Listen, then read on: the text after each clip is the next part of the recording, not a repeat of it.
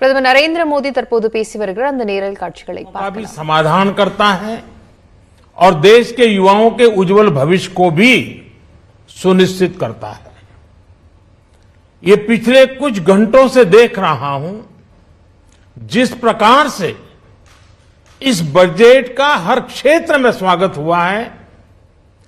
सामान्य मानवी की जो सकारात्मक प्रतिक्रिया आई है उसने जनता जनार्दन की सेवा का हमारा उत्साह अनेक गुना बढ़ा दिया है। जीवन के हर क्षेत्र में आधुनिकता आए, टेक्नोलॉजी आए, जैसे किसान ड्रोन हो, वंदे भारत ट्रेन हो, डिजिटल करेंसी हो, बैंकिंग के क्षेत्र में डिजिटल यूनिट्स हो, 5G सर्विसेज का रोल आउट हो, नेशनल हेल्थ के लिए डिजिटल इकोसिस्टम हो।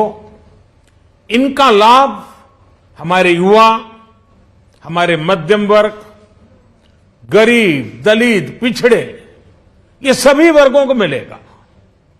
इस बजट का एक महत्वपूर्ण पहलू है गरीब का कल्याण।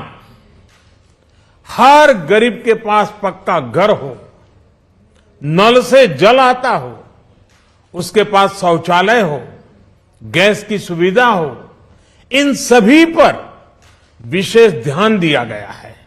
इसके साथ ही आधुनिक इंटरनेट कनेक्टिविटी पर भी उतना ही जोर है। जो भारत के पहाड़ी क्षेत्र हैं, हिमालय का पूरा पट्टा, जहां जीवन आसान बने, वहां से पलायन ना हो, इसे ध्यान में रखते हुए भी नई घोषणा की गई है। हिमाचल, उत्तराखंड, जम्मू कश्मीर, नॉर्थ ईस्ट ऐसे क्षेत्रों के लिए पहली बार देश में पर्वतमाला योजना शुरू की जा रही है।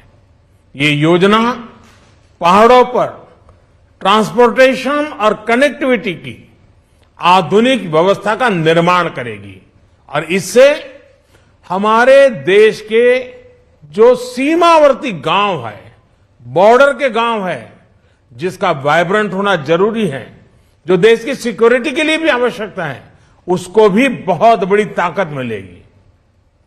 भारत के कोटि कोटि जनों की आस्था मां गंगा की सफाई के साथ साथ किसानों के कल्याण के लिए एक महत्वपूर्ण कदम उठाया गया है। उत्तराखंड, उत्तर प्रदेश, झारखंड, बिहार, पश्चिम बंगाल, इन राज्यों में गंगा किनारे नेचुरल फार्मिंग को प्रोत्साहन दिया जाएगा। इससे मां गंगा की सफाई का जो अभियान है, उसमें मां गंगा को केमिकल मुक्त करने में भी बहुत बड़ी मदद मिलेगी। बजट के प्रावधान यह सुनिश्चित करने वाले हैं कि कृषि लाभप्रद हो, इसमें नए अवसर हो, नए एग्रीकल्चर स्टार्टअप्स को प्रोत्साहन देने के लिए विशेष फंड हो, या फिर फूड प्रोसेसिंग उद्योग के लिए नया पैकेज। इससे किसानों की आय बढ़ाने में बहुत मदद मिलेगी। एमएसपी खरीद के माध्यम से किसानों के खाते में 2.25 लाख करोड़ रुपए से भी ज्यादा सीधे ट्रांसफर किए जा रहे हैं।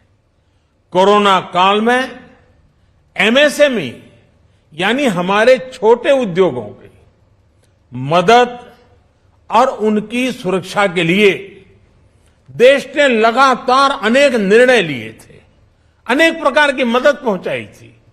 इस बजट में क्रेडिट गारंटी में रिकॉर्ड वृद्धि के साथ ही कई नई योजनाओं का ऐलान किया गया है।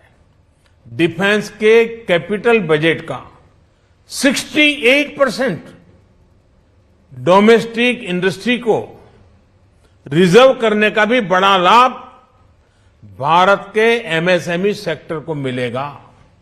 ये आत्मनिर्भरता की तरफ बहुत बड़ा मजबूत कदम है।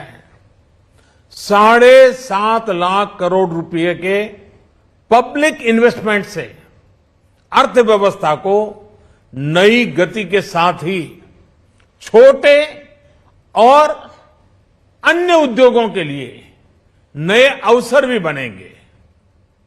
मैं वित्त मंत्री निर्मला जी और उनकी पूरी टीम को इस पीपल फ्रेंडली और प्रोग्रेसिव बजट के लिए बहुत बहुत बधाई देता हूं।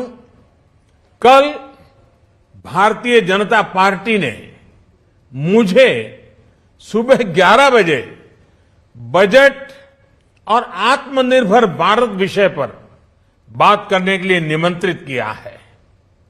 कल 11 बजे मैं बजट के इस विषय पर विस्तार से बात करूंगा।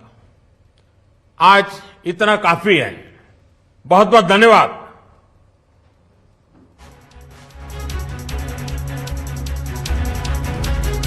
மத்திய நிதிநிலை அறிக்கை இன்று தாக்கல் செய்யப்பட்டதையொட்டி அதற்கு பிறகாக பிரதமர் நரேந்திர மோடி அவர் அந்த பட்ஜெட்டில் செய்யப்பட்டிருக்கக்கூடிய குறிப்பாக நிதியமைச்சர் மற்றும் அவருடைய குழுவினால் முன்னெடுக்கப்பட்டிருக்கக்கூடிய நடவடிக்கைகள் குறித்து பாராட்டு தெரிவித்து அந்த உரையை நிகழ்த்தினார். அது தொடர்பான விரிவான விவரங்களை இனி வரக்கூடிய செய்தி தொகுப்புகளில் விரிவாக பார்க்கலாம்.